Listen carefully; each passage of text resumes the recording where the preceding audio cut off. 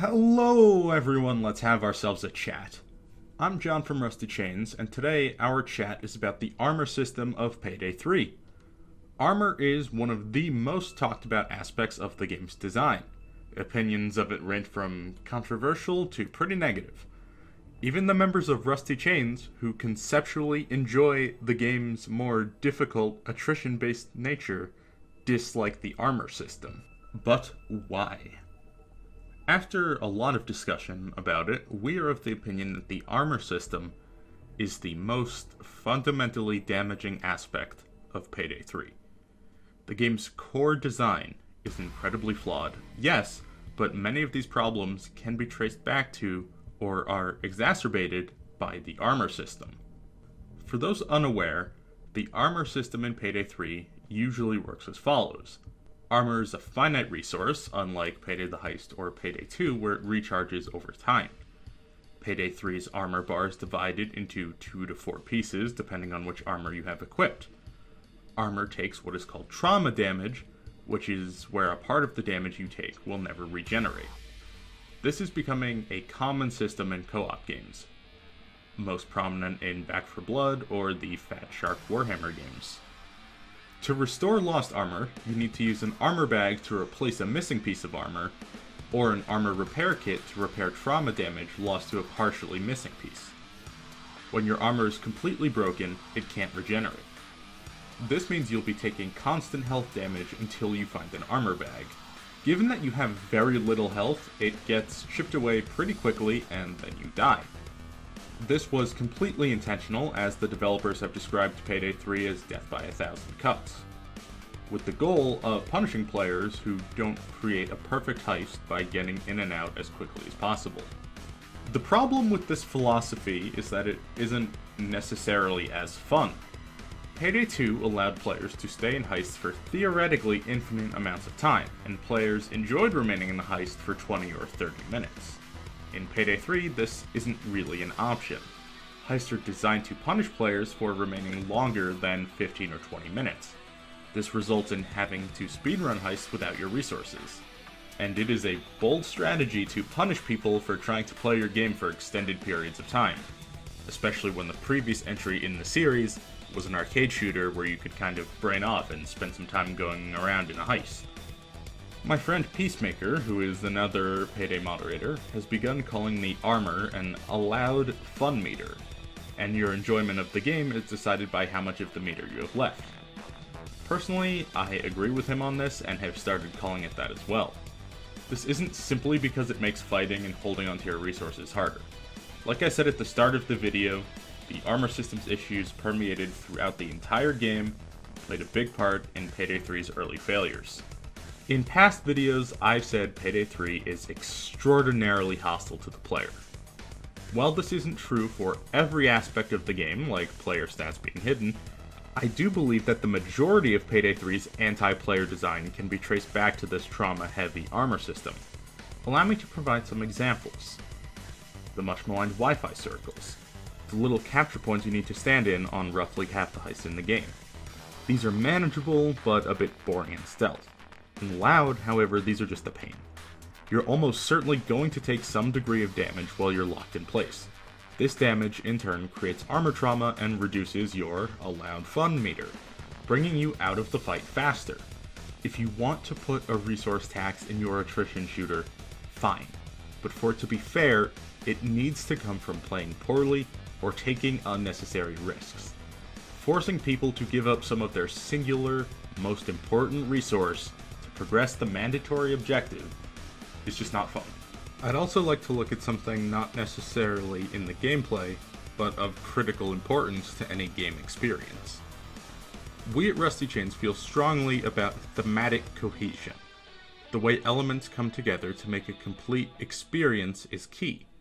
Details like clone battalion armor in Star Wars, or the incredible attention to detail to make things fit together for rides and lands and theme parks. Well, it's no secret that Payday 3 has some issues with theming and presentation. For example, the default font and minimalist logo. Aside from lacking personality, it would have made more sense to use the cracked and damaged logo from earlier games, given that the story is about the gang having survived attempts on their life and being dragged back to crime. The immersive presentation of this game is hurt by the loss of the in-universe crime menu as well. Now, I promise there's a reason I'm talking about this in the video about the armor system, and that reason is that the armor has caused a major thematic issue with Payday 3, the hostages.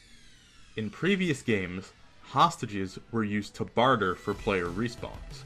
In Payday 3, hostages have more uses than ever. You can use them to buy time before the cops rush you, trade them for resources, decrease respawn time, or even use them as shields. However, they are no longer required for heister respawns the way they were in previous games. Instead, respawns are simply a timer and not a trade. You've got a resource-based attrition shooter, where a system key to player economy in the previous games no longer does that. This is thematically at odds with the main design pillars of this game, and like many things in Payday 3, inconsistent with the things that were unique and interesting about the previous games. Do you see the cognitive disconnection here? I have this in this specific video because I believe the change to timer-based respawns to be a byproduct of the armor system. With the allowed fun meter keeping you locked down in place for longer periods of time during assaults, it may be unreliable to get to your hostages before the assault break ends if you are trapped further away. The final charge system also comes into play, which ends your ability to trade hostages for resources, so you can suffer roughly 900 of the 1,000 cuts. It all comes back to the armor meter forcing the design here. But what about the challenge system?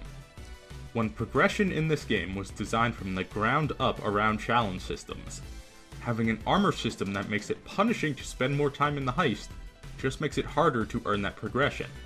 That's how you end up locked in the bathroom on Touch the Sky for an hour, grinding kills and hiding in a tub.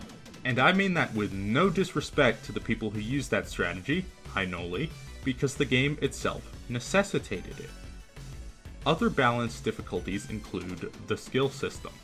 We have so few skill points that it was required to increase the cap from 21 points to 28.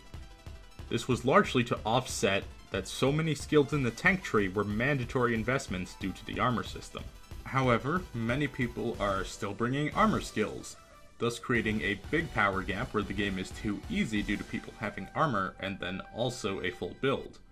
Alternatively, some people choose to forego armor skills and instead just create super strong builds. These problems were all exposed to us due to adaptive armor. Adaptive armor is a recently added 5th armor type in Payday 3. While less effective at blocking damage, it takes no trauma damage, so if a plate doesn't break, it will fully regenerate. While not exactly the same as Payday 1 or 2's armor system, it is the closest we have by far. It's fun, and because it is fun, it has become my preferred way to play. Unfortunately, it's just completely busted.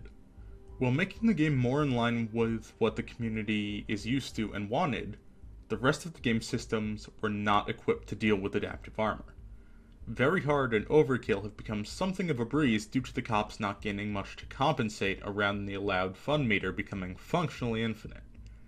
I think that's the most disappointing part of the whole thing. The first time Payday 3 truly begins to shift and line up with the legacy of the series and embrace its history, the foundation of the game buckles, as if letting it be anything like Payday 1 or especially like Payday 2 was never even considered.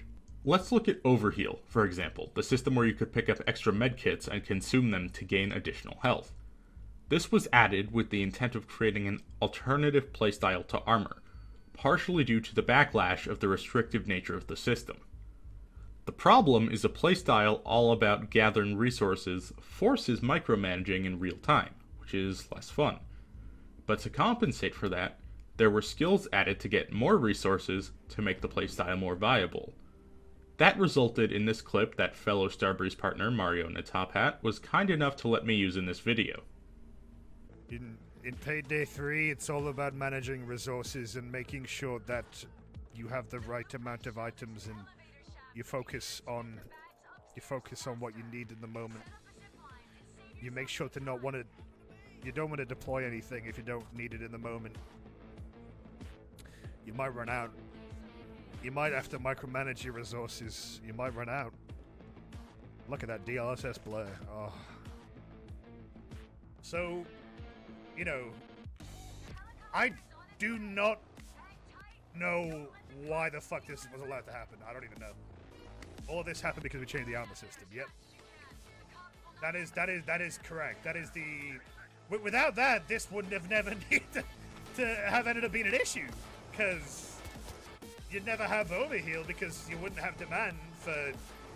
You might still have overheal. Don't get me wrong, but there wouldn't be much of a demand for an alternative playstyle to armor, because the armor system would have been the same as Payday 2 more or less. And it wouldn't have been an issue for a lot of players. We wouldn't have ended up in this situation. Again, just an obscene amount of resources on the map to try to get to a healthy alternative to armor, thus making it unhealthy with overindulgence. Like Maria said, we could have avoided this if we didn't change the armor system.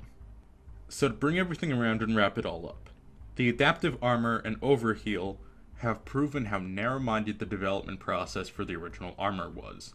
There was no room built in to pivot based on feedback, and as a result, the entirety of Payday 3 has been bogged down by designs forced to circulate around the unpopular system. I made this video as an appeal. In the past, I've complained about Starbreeze saying something in a stream, blog, or tweet, and then having to go back on it soon after. This time I'm here actually begging them to do it. They've said they have no intentions of changing the original 4 armors in Payday 3 and going back to the Payday 2 system. That's due to the work that it would require for them to rebalance everything. Unfortunately, the alternative has already destroyed the balance. The game became too easy overnight. The gameplay systems, as well as the themes and the logic of the series, have already completely shattered under this band-aid fix to the armor system. It's time for a serious change. What do you think? Do you feel the same about the armor system, or am I completely off my rocker here? Let us know in the comments below. Until next time, don't forget to spread that happy and stay rusty.